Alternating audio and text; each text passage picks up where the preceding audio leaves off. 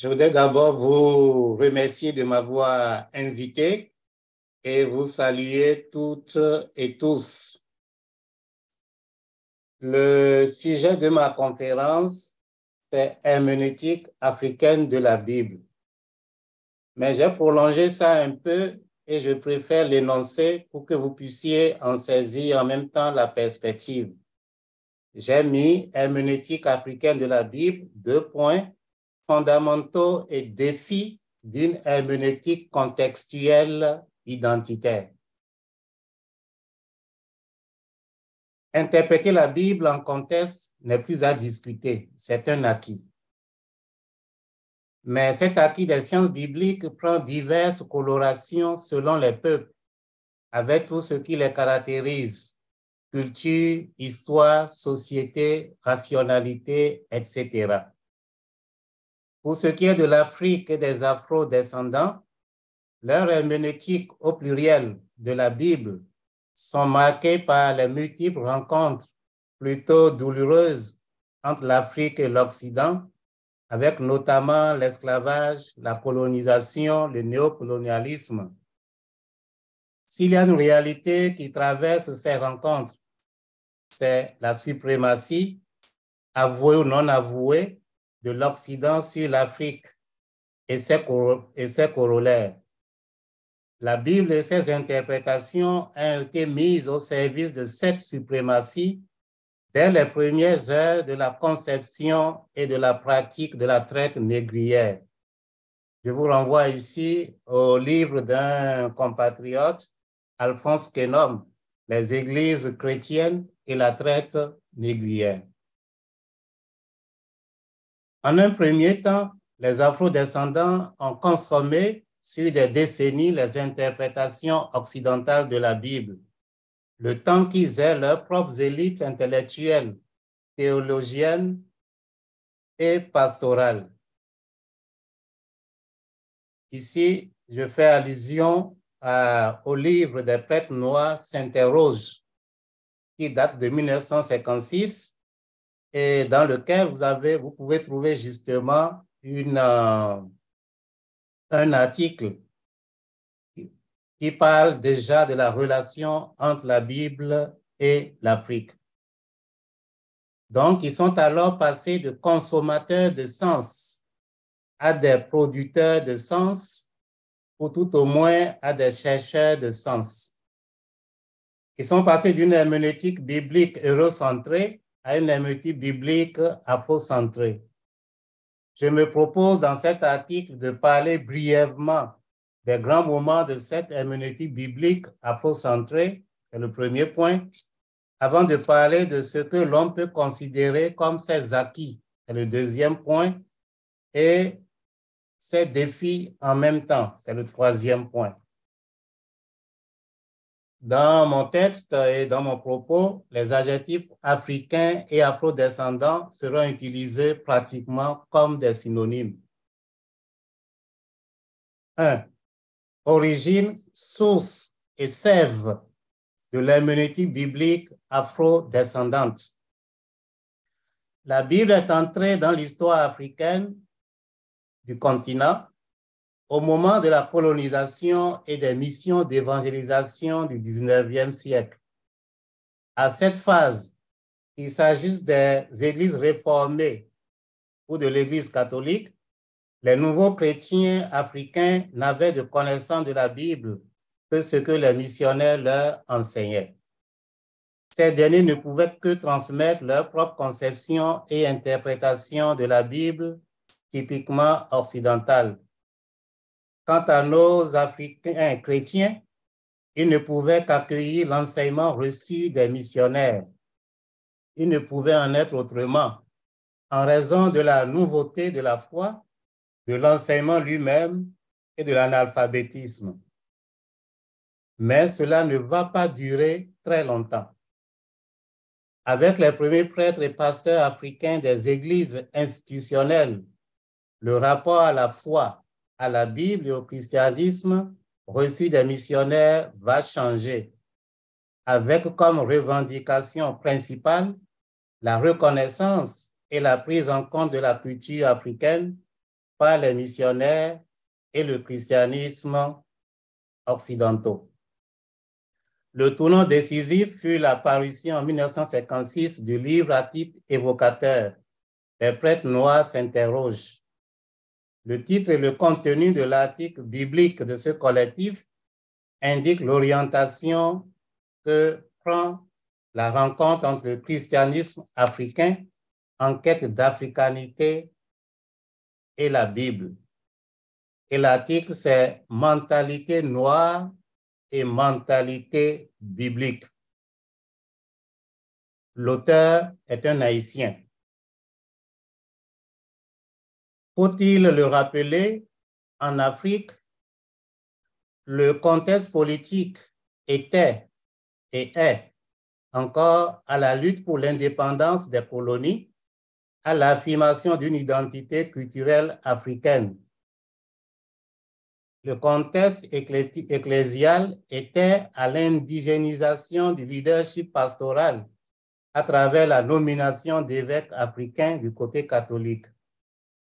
Bref, indépendance, identité africaine sont les maîtres mots de cette période.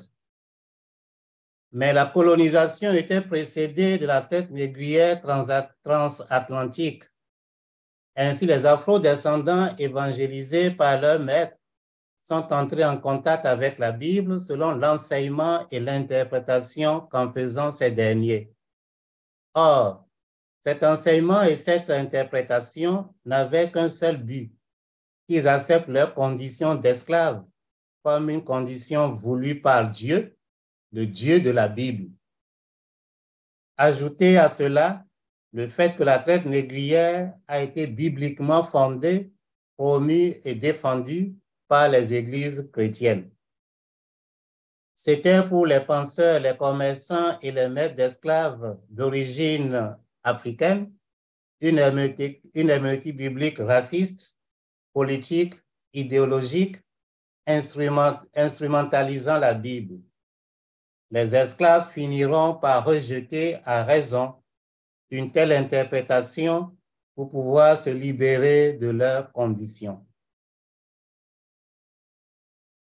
Il en est de même pour les afro-descendants de l'Afrique du Sud sous le régime de l'apartheid et dans leur lutte pour y mettre fin. Évidemment, qu'il s'agisse de l'esclave, de la ségrégation raciale, de l'esclavage, de la ségrégation raciale de l'apartheid, leurs conséquences négatives durent jusqu'à nos jours, notamment dans les domaines sociaux, politiques et économiques. Nous pouvons donc dire que l'herméneutique biblique afro-descendante est marquée par l'histoire de la rencontre entre l'Occident et l'Afrique. L'histoire passée, faite de déni d'humanité sous toutes ses formes, de ségrégation raciale suprémaciste, l'histoire présente dans cette dimension culturelle, sociale, politique et économique, toutes, encore une fois, traversées par un suprémacisme plus ou moins avoué, mais toujours latent.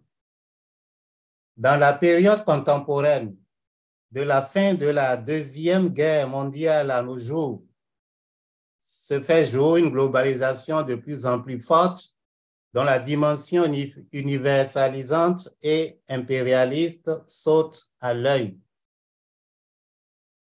Le monde scientifique, académique, n'échappe pas à cette globalisation avec une tendance à imposer une rationalité, une normativité et une méthodologie occidentale, dite universelle, dans tous les domaines de la science, y compris l'herméneutique biblique. Concrètement, les méthodes d'herméneutique biblique africaines sont difficilement reconnues et acceptées comme des méthodes herméneutiques bibliques scientifiques. Il en est de même, par ricochet, des travaux des biblistes africains. Et ce n'est pas simplement en Afrique. Et Smith et Powell, des Noirs américains, le disent bien. La citation est dans mon texte. En somme, contextuelles, les approches herméneutiques afro-descendantes de la Bible le sont.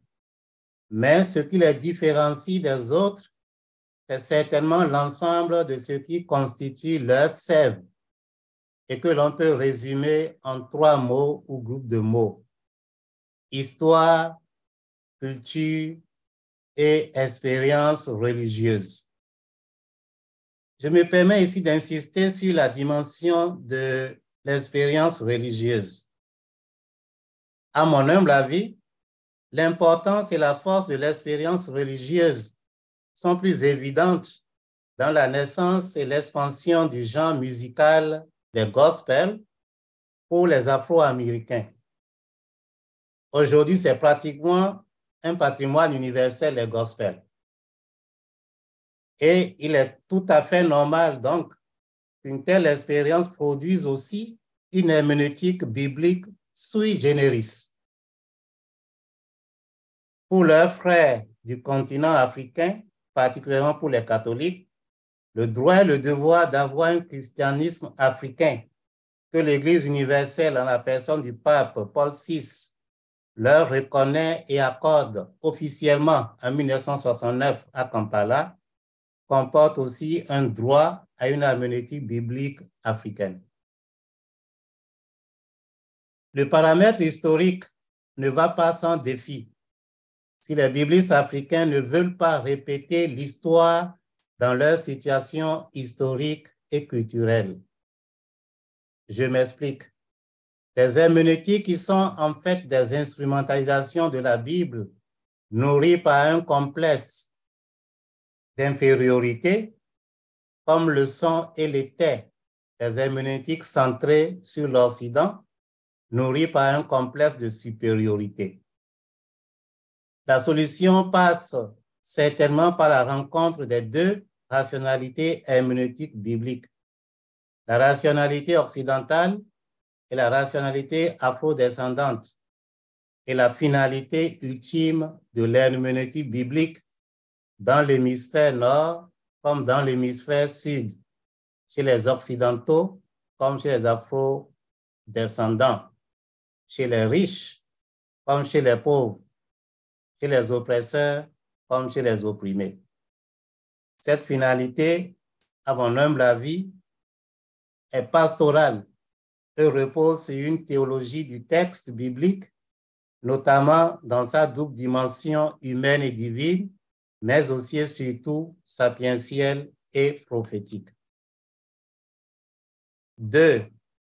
Les fondamentaux de l'herméneutique biblique afro-descendante. La naissance et la pratique de l'herméneutique afro-descendante permettent d'en dégager quelques déterminants clés. L'on peut les synthétiser en ces termes. Une herméneutique afrocentrée, passant d'un point de vue historique de l'Afrique dans la Bible à l'Afrique et la Bible, puis aux lectures africaines de la Bible. Celles-ci se caractérisent désormais par leur perspective africaine.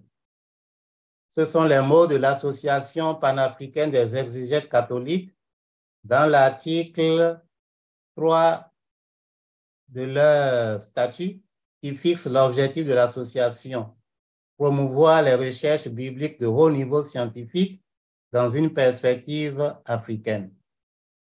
Les mêmes mots apparaissent dans le livre édité par Tuesday Adamo, Biblical Interpretation in African Perspective.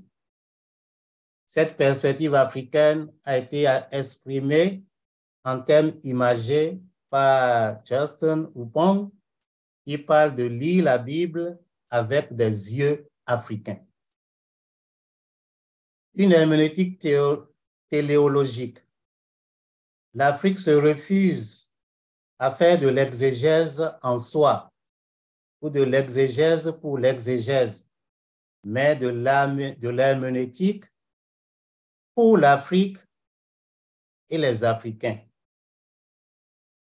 Je n'ai pas dit par l'Afrique, pour l'Afrique et les Africains. Je dis bien pour l'Afrique et pour les Africains, car les Occidentaux aussi sont les bienvenus s'ils veulent faire une exégèse biblique pour l'Afrique et les Africains. De fait, l'Association panafricaine des exégètes catholiques a comme membre un Canadien anglican, Monseigneur Grant Le Marquand, pour ceux qui le connaissent. C'est un choix qui rejoint pleinement la crise des sciences bibliques dans les années 70 et 80 en Occident. Quand vous aurez mon texte, vous aurez toutes les références bibliographiques. Une herméneutique pastorale, parce que les finalités de l'herméneutique biblique africaine sont multiples, pouvant aller de l'idéologie à des militantismes de tout genre. Une herméneutique de libération ou militante, comme le diraient plusieurs biblistes de langue anglaise surtout.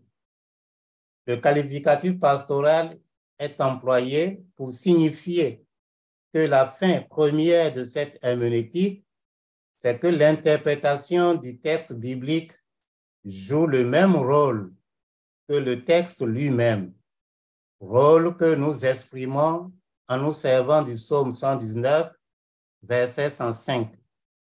Ta parole est la lumière de mes pas, la lampe de ma route. Une herméneutique contextuelle. L'une des classifications des méthodes d'exégèse ou d'herméneutique biblique prend appui sur les différentes préoccupations des exégètes à travers les âges.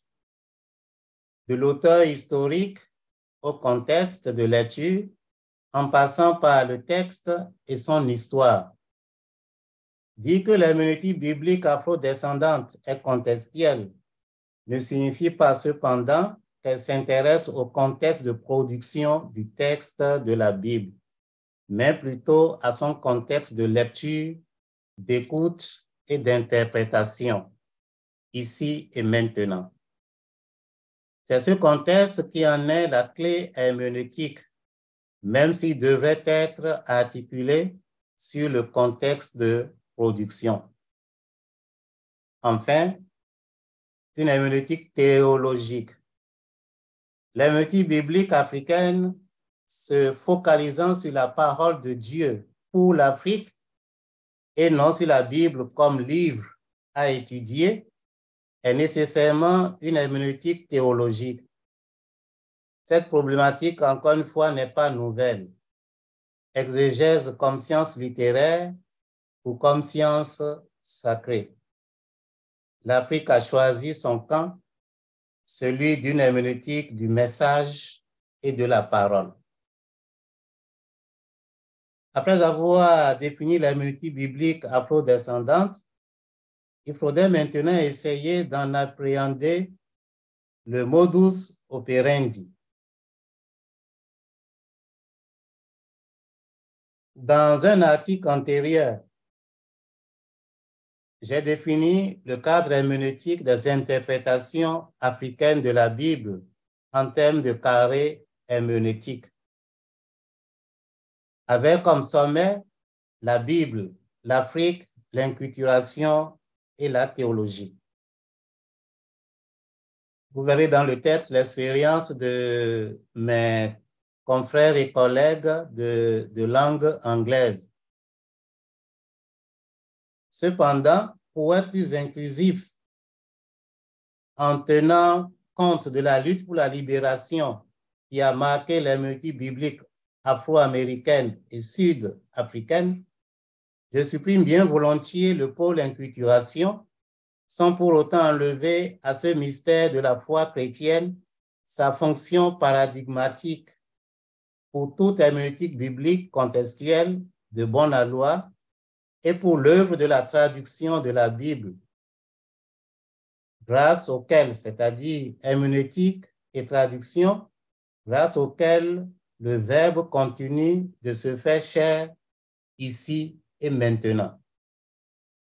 Ceci étant, l'art de l'herméneutique africaine ou afro-descendante consiste à mettre en interaction et en interrelation les pôles de ce qui est devenu, par synthétisation, un triangle herméneutique au lieu d'un carré herméneutique.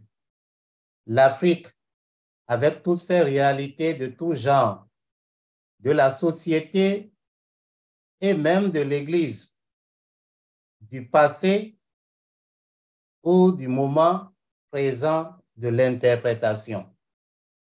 La Bible, c'est-à-dire son texte et ses interprétations passées ou contemporaines. Et enfin, la foi de la communauté, la théologie si vous voulez, au sein de laquelle ou pour laquelle s'opère la lecture herméneutique. Je dis s'opère la lecture herméneutique parce que nous concevons aussi l'interprétation de la Bible comme un service, une diaconie au sein de la communauté de croyants et pour la communauté de croyants. C'est donc l'articulation implicite ou explicite de ces pôles qui constituent le modus operandi de l'herméneutique biblique africaine, quelle que soit la méthode ou l'approche utilisée, l'on ne peut faire l'économie de cette articulation. 3. Quelques défis scientifiques à relever pour l'herméneutique africaine de la Bible. Les défis auxquels sont confrontées les herméneutiques africaines de la Bible sont nombreux. Je voudrais les classer en deux catégories.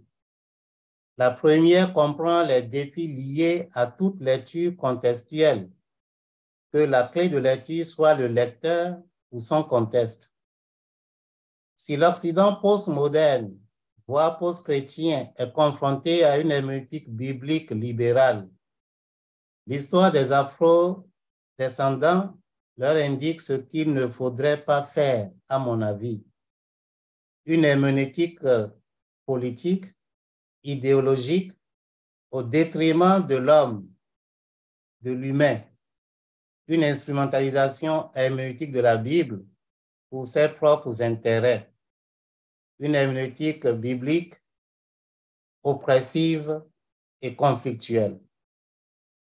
Sans entrer dans les détails, il faut dire qu'il s'agit de sauvegarder le lien épistémologique et herméneutique entre un sujet historique et un texte normatif transhistorique.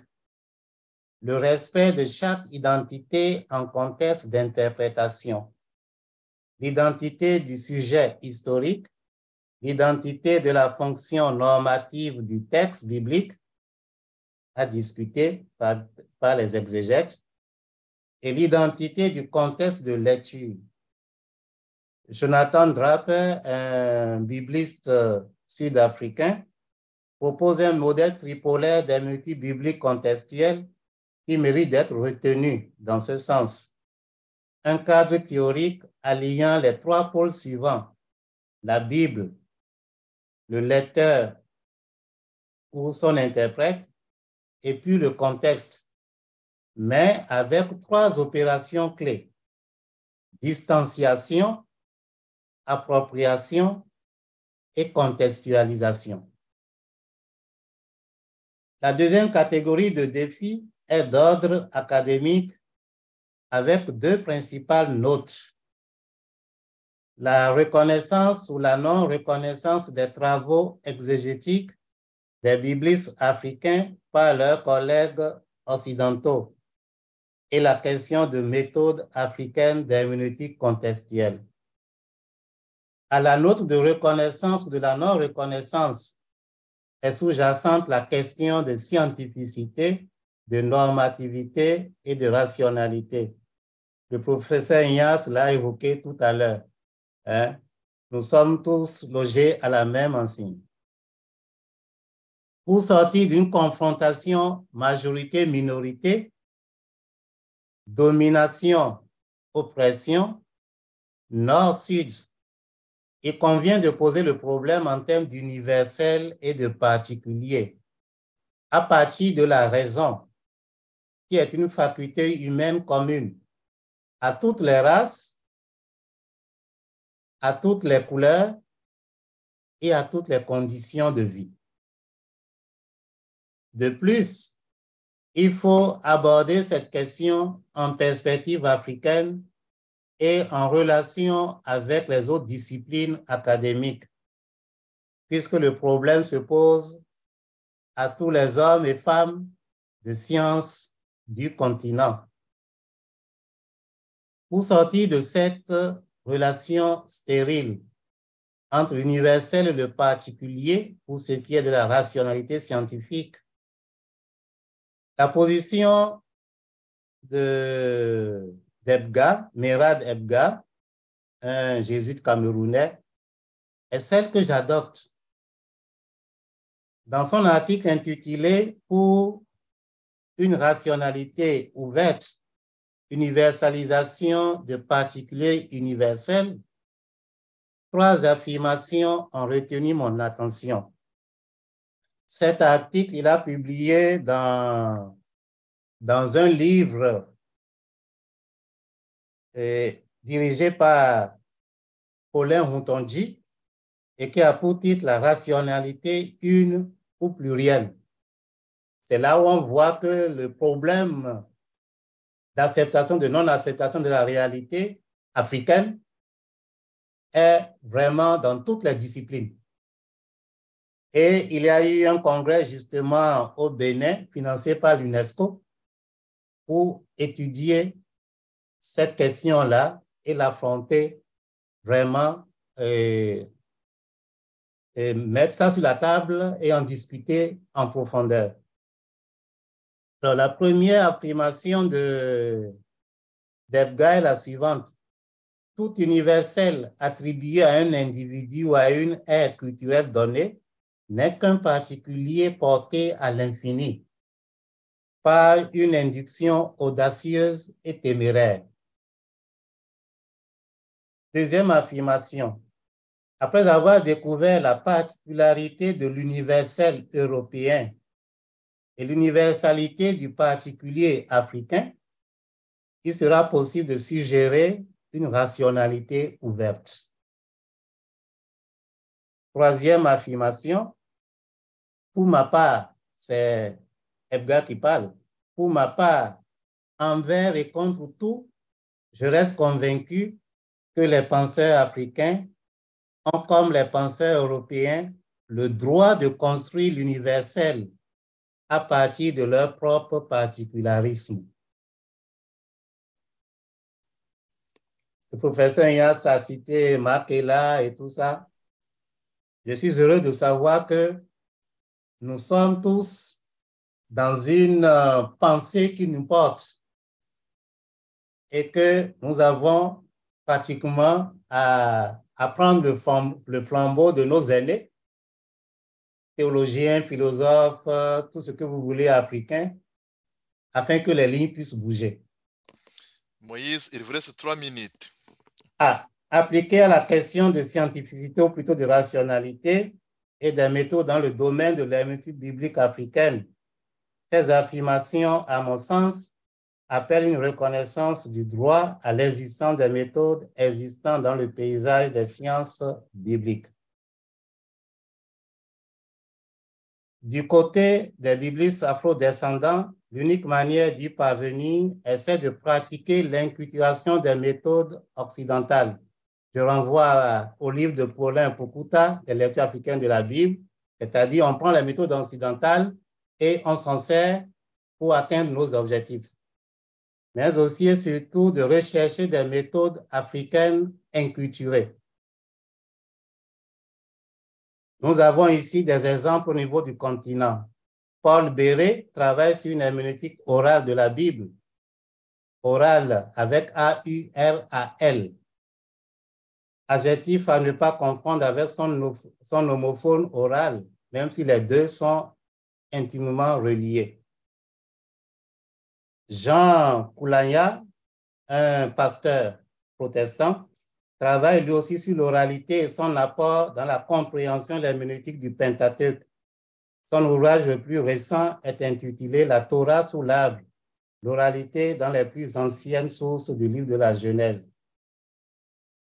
Le préfacier de cet ouvrage, Holter, bien connu pour son intérêt pour les approches africaines d'herméneutique biblique, écrit: il, c'est-à-dire Jean Koulanya, veut démontrer que le dialogue entre l'Afrique et l'Occident en matière d'interprétation biblique peut réellement être fructueux.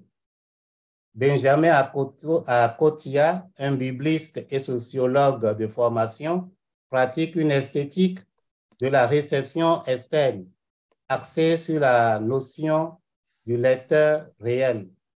Et là, la source d'inspiration, ce sont les contes africains.